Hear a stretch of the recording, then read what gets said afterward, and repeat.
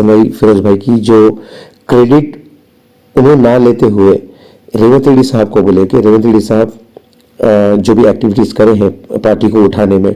लेकिन एक बात मैं कहूँगा, सच्चे दिल से कहूँगा, जब कांग्रेस पार्टी खत्म हो चुकी थी, ये प्रजा रेजिम से ठहरने के बाद फिर ये तेलुगु देशम से ठहरे, उसके बाद कांग्रेस से ठहर के हार गए 2018 में। उसके बाद 2018 से पिछले 5-6 साल की बात मैं कर रहा हूँ, Congress party completely ground level पे जैसा कि एक मुर्दा सो जाता ना, उस तरह से सो गई थी पार्टी। लास्ट मोमेंट में जो लोग शरबत या हलक में पानी डालते ना, उस तरह से कांग्रेस पार्टी को अगर कोई उठाया है तो फिरोज भाई है।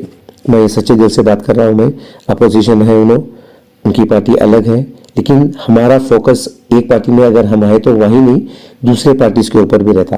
और फिरोज भाई का जो कैडर है, उनके साथ उनके भाई है, और कभी कभी उनसे भी।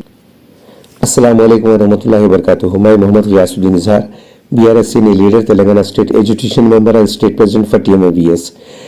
कुछ देर पहले एक स्टेटमेंट देखा था, एक नामपल्ली की जान फिरोज खान जो बोल रहे थे, उनका मीडिया वाले उनसे कुछ सवाल कर रहे थे माइनॉरिटीज़ के बारे में। वो जवाब भी दिए कि कहीं ना कहीं लोगों में कन्फ्यूजन है कि मुसलमानों को अभी तक क्यों अपॉइंट किया नहीं गया, क्यों मिनिस्ट्री नहीं दी गई। जहाँ तक कि मेरा ख्याल है कि उनको माइनॉरिटीज़ में कोई एलिजिबल कैंडिडेट नहीं लगा होगा, इसीलिए नहीं दिए। कुछ टाइम लगेगा, वो उनका डिसीजन है, कांग्रेस वाले डिसाइड करेंगे, हाईकमांड डिसाइड करेगा, CM और आगे जितने भी दीगर सीनियर से वो लोग बैठकर बात करेंगे। That is their lookout. लेकिन जहाँ तक कि मेरा ख्याल है, एक बात रेवंत रेड्डी साहब के बारे में इस स्टेटमेंट में फिरोज खान साहब बता रहे थे। पहली बात ये कहना चाहता हूँ कि फिरोज खान साहब को मैं काफ़ी टाइम से जानता हूँ, और जब प्रजा राजम से 2009 में वो इलेक्शन लड़ रहे थे, 30 से 35 दोस्त मेरे ही अलग अलग एरिए के, आसिफ नगर, मलेपल्ली, रेड हिल्स, जंगम बस्ती, चार खंदिल, आगापुरा, मुख्तलिफ एरिए के, जहाँ पे सुल्तान अज़म की मस्जिद जहाँ पर है, वहाँ के मेरे दोस्त थे। ये सब उनके साथ काम कर रहे थे। हालांकि 2006 में मैं पार्टी में था, लेकिन मेरे BRS की यहाँ पर एक्टिविटीज़ ज़्यादा नहीं थे, उस दौरान की बात कर रहा हूँ मैं। तो मेरे कई दोस्त उनके साथ काम कर रहे थे, जब से जानता हूँ। पता उनको याद है या नहीं, नहीं मालूम, लेकिन एक इंसान होने के नाते, हक परस्त इंसान होने के नाते, इंसाफ परस्त इंसान होने के नाते, मैं एक बात ज़रूर कहूँगा। एक बात बहुत पसंद आई फिरोज भाई की, जो क्रेडिट उन्हें ना लेते हुए रेवंत रेड्डी साहब को बोले कि रेवंत रेड्डी साहब जो भी एक्टिविटीज करे हैं पार्टी को उठाने में। लेकिन एक बात मैं कहूँगा, सच्चे दिल से कहूँगा, जब कांग्रेस पार्टी खत्म हो चुकी थी, ये प्रजा रेजिम से ठहरने के बाद फिर ये तेलुगु देशम से ठहरे, उसके बाद कांग्रेस से ठहर के हार गए 2018 में। उसके बाद 2018 से पिछले 5-6 साल की बात मैं कर रहा हूँ, Congress party completely ground level पे जैसा कि एक मुर्दा सो जाता ना, उस तरह से सो गई थी पार्टी।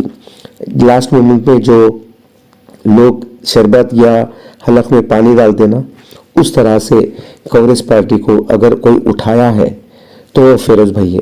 मैं सच्चे दिल से बात कर रहा हूँ। मैं अपोजिशन है, उनकी पार्टी अलग है, लेकिन हमारा फोकस एक पार्टी में अगर हम आए तो वहीं नहीं, दूसरे पार्टीज के ऊपर भी रहता।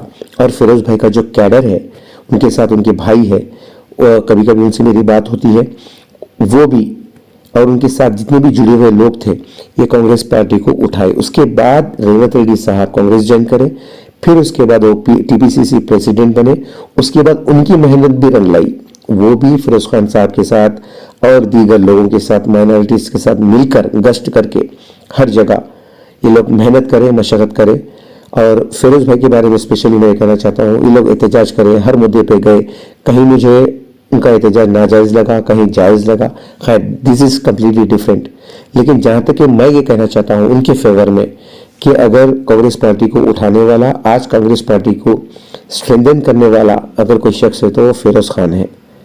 मैं फिरोज खान साहब को ये कहना चाहता हूँ कि अभी बहुत सारी चीज़ें हैं। कॉरपोरेशन चेयरमैन देने का है, 55-56 चेयरमैन होते हैं, माइनॉरिटी फाइनेंस कॉरपोरेशन चेयरमैन है, माइनॉरिटी कमीशन चेयरमैन है, उर्दू एकेडमी चेयरमैन है, और वक्फ बोर्ड चेयरमैन है। अगर माइनॉरिटीज में फिरोज भाई, अगर आपको किसी भी तरह का कोई भी चेयरमैन मिलता है या मिनिस्ट्री भी अगर मिल गई, मेरी दुआ है कि मिनिस्ट्री मिले आपको, आपकी हुकूमत है। मिनिस्टर्स तो हम नहीं बन सकते, BRS वाले नहीं बन सकते, आप ही बन सकते। कि मैं चाहता हूं कि ये अगर मिनिस्ट्री हासिल भी करें तो दियानतदारी, ईमानदारी से आप जिस तरह से वादे हमेशा आवाम के सामने करते आए हैं, उन वादों पे खड़े रहना, उन वादों को निभाना, उन वादों को और अपने पॉजिटिव काम को अंजाम देना, तभी जाके आप और दिलों में छाएंगे आपकी पब्लिक में। और जितनी भी ये सियासी लड़ाई है, बीआरएस, बीजेपी, एमआईएम, टीआरएस, वो तो होते रहता वो। I wish you all the best. I really feel that you are the deserving candidate for minorities of Congress, and I really appreciate you and your hard work. Thank you so much. Jai Hind, Jai Telangana, Khuda Hafiz, Assalamu Alaikum wa rahmatullahi wa barakatuh.